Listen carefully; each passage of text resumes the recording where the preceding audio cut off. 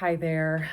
This is probably a really bad angle of camera, and I have one of those camera holders, but I can't get to it because I am a few weeks post breast reduction surgery, and I can't lift my arms over I can go to about maybe there right now, and I can wash my hair. I'm at the stage now where I can wash my hair. And so that's been really good. But I am about 3 weeks post breast reduction surgery. And I did it because many different reasons. Partly my age, I'm approaching perimenopause, partly because I was a size H and I kept just getting bigger and bigger, and they were just getting heavier and lower. And where are they going to go from there in your 40s, they're just going to keep getting bigger at that point. And you want to, ideally they kind of suggest you get breast reductions in between like your 20s and your 20 and 40.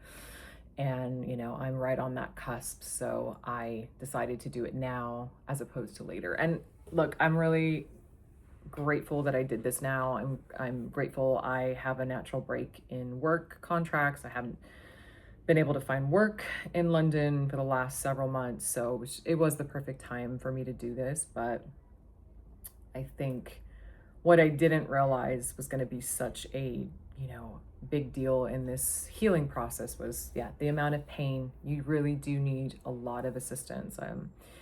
And for weeks, I could barely just wash my hair at 3 weeks, and I was in a ton of pain afterwards. So the pain is weird. I'll be honest with you, I find period pain worse than this pain. But I would say that what got me wasn't so much the pain, it was more the fear around the pain. So for me, the pain would be like shooting pains down my arms and my hands, and numbing and tingling and throbbing pain, pulsating pain. Also within your breasts, lots of pulsating around the incisions. And, there was a lot of incisions. And I think the biggest fear for me wasn't so much the pain, it was, is this the sign of a clot? Is it like a blood, like a hematoma, or is this a seronoma, a buildup of your lymphatic fluid and blood? I believe, it was more the like, is this a sign of an infection? Is my nipple gonna change colors and, come off and get infected? All these thoughts. So the pain itself hasn't been as bad as I thought it would be. I really feel like a really bad period is worse than this. But I would just say that with a breast reduction, you have that fear of like needing to check that you have feeling in your nipples, and needing to check that they're not infected, and needing to check, you're keeping your incisions and the tape clean. And I think it was just more the like, what can go wrong was a bigger scare to me than just like, oh, I'm in pain. And when you do something, your body lets you know, like, no, in the moment, it'll be like a bad pain, and then it might be pain for hours later. It then might, the pumping in here might give you a migraine. And, for me, I know I was quite joking and candid in my last video because I was on, was it Cocodamol, which is a codeine paracetamol, Tylenol, if you're in North America, US, Tylenol. It's like a codeine Tylenol mix.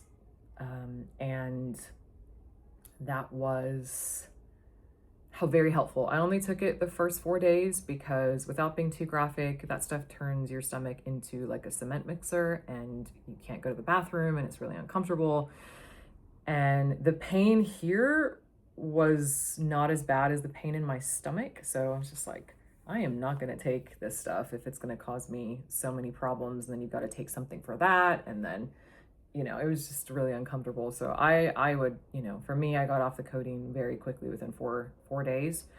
And then just took paracetamol when I needed it, or ibuprofen when I was cleared to take ibuprofen. But, so yeah, the most debilitating things is like little things, like you can't pick up your cat or your dog if they're, mine are around 4 kilograms, so that's around 10 pounds.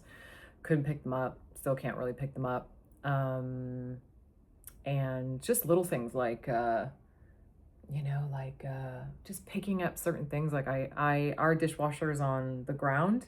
So bending down to, get things out of the dishwasher, really hard. Um, I can't really reach in high up into cabinets, so that's been really hard. But enough about all that pain part of it. What I wanted to talk about was I just wanted to vent and share my experiences because I don't have anyone to talk to about this because I don't know anyone who's had a breast reduction. Um, and so what I didn't expect was all the emotional trauma of it. And it's not trauma, it's fine. I am, it's been, trauma is probably not the right word, but I would say it's been very hard on my mental health. I was a very active person, and for a lot of reasons, I won't get into that, but around the time of the COVID vaccines and COVID, I developed an injury in my leg, and I used to be a runner, and I suddenly couldn't run, and a weightlifter, and yoga, and walking. I live in London, so I was always walking 3 to 5 kilometers a day. Sorry, like 4 to 6 miles a day. Sorry if my conversions are off because my mileage, would change day to day depending on what I was doing. But I walked a lot, was very active, and COVID happened, and that was in my 30s, and a lot in my body has changed since then. And that's when my breasts started to get really big. And no matter how much weight I lose, my breasts stay very large. And I've realized that like my set point right now was a size H, and they were really low. Like they were, like I don't even know, probably down to here, and getting them up to here was hard, and it required, like really strong underwire bras or 3 sports bras to work out, and it was really uncomfortable. I think I said in my last video, like a lot of attention made me really uncomfortable. But the thing was, and this is what I'm grappling with now, is I was so used to having larger breasts since I was like 15, 16, 17 years old. I am, in a sense, smaller than I was then. And I didn't think I was going to have a problem with that initially until post-surgery. I think it kicked in, when you go into surgery and you're like larger breasted, and then all of a sudden you come out and you are flat. What they do when they do this surgery, from my understanding, is I think they shove kind of all of your tissue up, and they're like up to here when you're done, and you are just flat, and you're in this compression bra that's like squashing you down, and it's really shocking to the system. It was really freeing in a sense. I was like, wow, amazing, they're gone. This trauma, this life experience for the last 25, 26 years is over, and I can start my new life. And on the one hand, I felt really happy, but on the other hand, I started to, that night, I went into like this spiral. And it's been really helpful to me because I've never really, my degree's in psychology, and I studied to work with people as a cognitive hypnotherapist coach. It was a year of training in London with Quest Institute, and I am trained to work with people as a type of therapist, type of counselor, whatever you want to call the word, type of coach. And I'm not doing that at the moment. I never really understood body dysmorphia in the sense that like I never had it. But what I'm experiencing right now, as someone with a psychology background, is very fascinating to me because I'm seeing how dysmorphia happens and starts. And so if I ever work with people in the future, I'm finding it really interesting to have this life experience, to understand when someone's telling you, well, I don't see myself that way. And you're like, well, the rest of us see you like this, and the other person is saying, I don't see myself like that. So I can understand that. And I can understand that I am not flat chested right now. I can understand that I am still a rather larger size. In my head, though, I am flat as a wall. I don't have any cleavage. I don't have anything. And it's really hard to explain that to somebody who hasn't had size H down to maybe, an A, a B. And I don't know where I'm at right now. I don't know my final size. They are not at their final resting point. I'm still swollen, so they might get smaller. They might fluff up and get bigger. The thing with breast reductions is you will not know your final size until months after the procedure, and it's different for everyone. When I was searching about this. So the first night I went home and I had like, that evening, I know what a panic attack is because I've had them before, and I haven't had one in a long time, but I had a full-blown panic attack, and I woke up racing thoughts, couldn't breathe. And obviously the not being able to breathe thing could be questionable in the sense that this procedure is very extreme. You losing a lot of tissue, you could have, actual shortness of breath. But for me, it was more of these racing thoughts of like, what did I do? What was I thinking? Why would you do such an extreme surgery? You're in so much pain. You can't, bend. You can't do anything. Your arms are stuck at your side for weeks. So you're just like, I was just in this state of like, what did I do to myself? How could you, like almost kind of like what were you thinking? Why would you harm yourself? It was a lot of different, feelings like that, which I figured might come up, but I didn't know how bad they were going to come up. And about every week in the 3 weeks since surgery, I've had a couple days where I've just maybe a couple hours, maybe in the middle of the night when I'm dreaming and wake up and I'll just go down this spiral of just what did you do? What were you thinking? And where I'm at this week, funny enough, my menstruation has stopped and I am in the better part of my cycle, like my follicular phase where my skin is clearer, brighter, I look better. I think it's the follicular, sorry, I'm a bit out of it today. I haven't felt good. I've actually felt the worst in my surgery on week 3.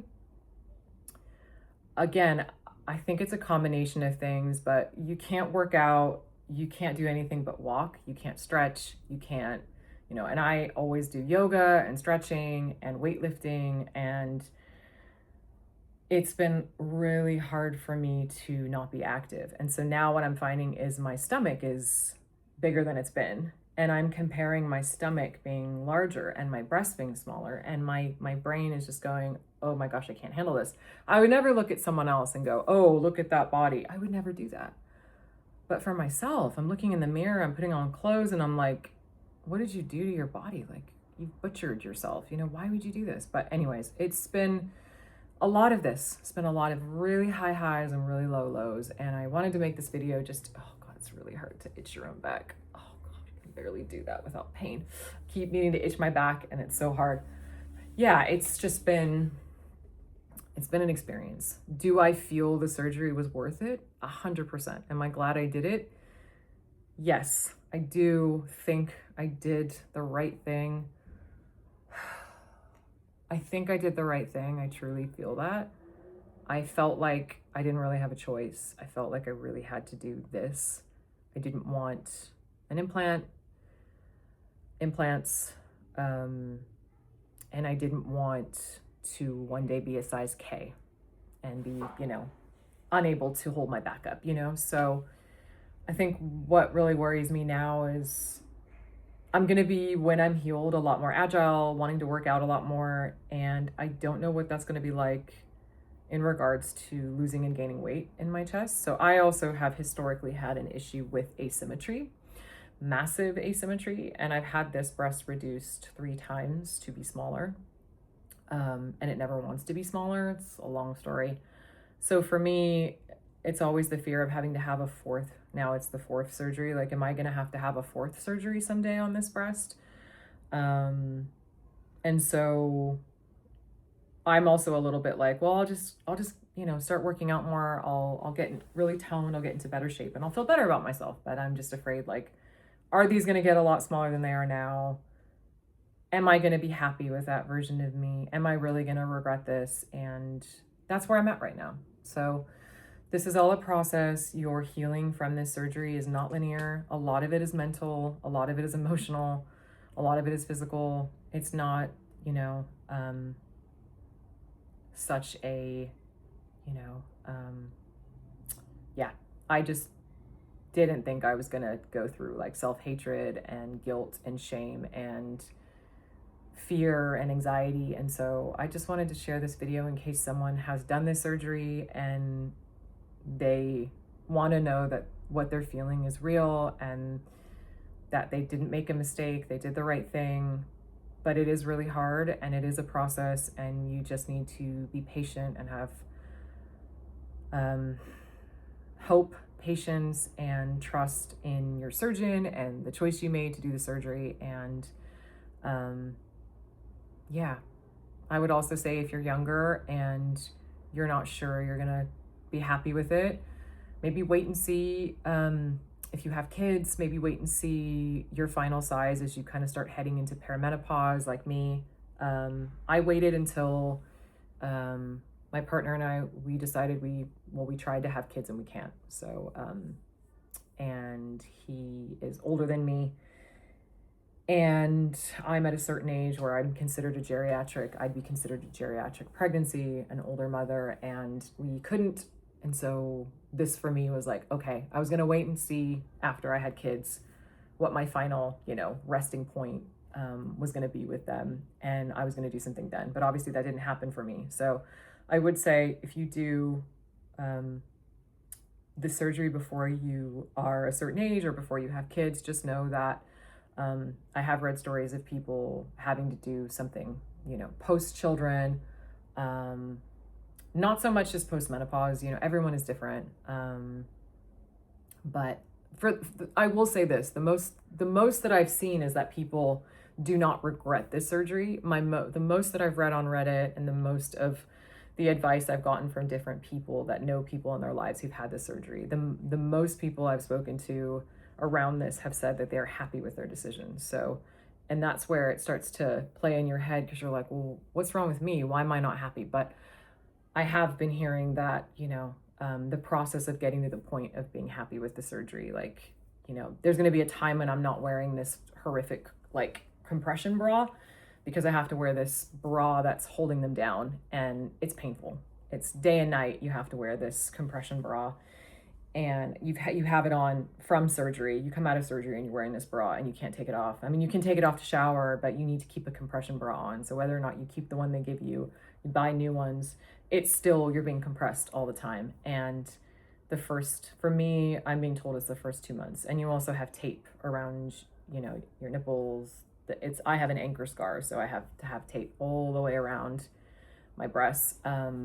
And that's uncomfortable, and I have to hair dry the tape every time I shower. I'm not allowed to go in pools. I'm not allowed to go swimming or baths yet. It's just a lot. There's a lot happening. So maybe cut to like 6 months from now, they found their final resting place, they fluffed up a bit, or they're smaller. I'm going to have to just accept either outcome, because I don't want breast implants, and I'm not going to do liposuction for, putting fat into my breast. No offense to anyone who goes with either of those options. There's nothing, I'm not judging you or your path with that. It's just not something that I wanted. I have a history in my family of, not genetic, but I do have a history of all the women in my family having breast cancer, and I wanted to be able to check my breasts regularly and feel them, and make sure that I could get mammograms. I wasn't too big for mammograms and things like that. I wanted to just make sure I had small enough breasts to feel around if I ever needed to have something removed. They were really hard to monitor when they were really big. So there were reasons I did this surgery. And again, like I said, maybe in 6 months to a year, when everything is settled and I am my final size and I'm going, putting on a summer dress that's backless for the first time in my life, or, wearing a bikini that doesn't feel like it's, strangling my neck or my shoulders, and, bras that aren't digging into my, even this bra is still digging into me, and this is one of the things that, you want to do post-surgery, is not feel the weight of a bra and the heaviness. So there's still heaviness and tightness because of the surgery. My skin is still swollen, it's tight. That's all going to go away in time. So yeah, there's reasons why you're not feeling the benefits of the surgery yet, and you can't, do any exercises. And so you're just sitting around. Maybe you can go for longer walks every day, but walks for me aren't enough for me to build muscle and maintain the size that I wear clothes wise. So, realistically, I am putting on weight and bloating, and my clothes aren't fitting, and I don't feel well. And that's just the reality of it. So yeah, this is my long rant. And I hope if this finds you wherever you are in your journey, that this gives you some peace of mind that you're not alone in this, because I felt really alone. And it's very vulnerable and hard for me to put myself out here. Luckily I have like no followers, so no subscribers. So, you know, I don't think regular people are going to see this. Maybe people that are considering the surgery, whether it's top surgery or whether it's reduction. Just know that even when you really want the surgery, you're going to have moments of questioning and wondering if you did the right thing. And it's normal. It's just completely normal to have these reactions and questions for yourself. And it's normal to spiral. It's normal to question. It's normal to have bad days and good days, bad moments and good moments. And I think right now, the other thing I'm finding is I don't want to be around people, which is good because I'm not working at the moment. And I can't do wildlife photography, which would be really healing for me right now, but I can't carry the weight of my cameras right now. But I think like what I'm struggling with people is they'll see you and you know they're looking at you and they know you've had surgery because they're your friends or your family, and they're like, "Oh, you look good," or they're like awkward. They don't know what to say. And if you're still healing and you're still feeling a little bit uncomfortable, it's like the last thing you want is people looking at your body and going, "Oh yeah, you look okay," and oh, and it's like, please don't look at them. Like, I'm vulnerable right now. Like, please don't look at my body, you know? Like, and it's of course they're going to, you know? It's like completely natural that people are going to look at you in general. So yeah, I would say like balance it enough to where you're seeing people, you know, that are going to make you feel good. You know, make sure you're seeing people that are going to, oh, make sure you're seeing people that are going to make you feel, you know, safe and understood and, you know, not judged.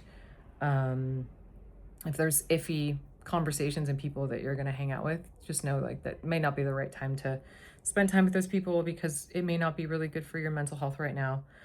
Yeah, these are just my long-winded thoughts on the matter. Not following the YouTube formats of how to do anything, like steps, or maybe in time I will I don't know, make better videos, you know, step by step and advice. Right now, I'm just in the like, what did I do? Did I do the right thing? This isn't reversible. Am I happy? Well, I have to be happy. This is my reality. I'm still in that. So, I'm not really thinking about like what content is going to do well on YouTube and how likable I am, and, you know, is my thumbnail catchy enough? Like, I really don't care about that right now. I may never. I may come back and start making better videos that are more concise and helpful. But right now, this is just a stream of consciousness of just my inner psyche and my processing of this situation. So, like I said, I would have died to have one of these videos, found the right person, like found videos that have people just really talking about their experience. And so that's why I'm making it, because it's hard. It's good and hard. It's good, bad, the good, the bad, and the ugly. And that's where I'm at. So love to you all.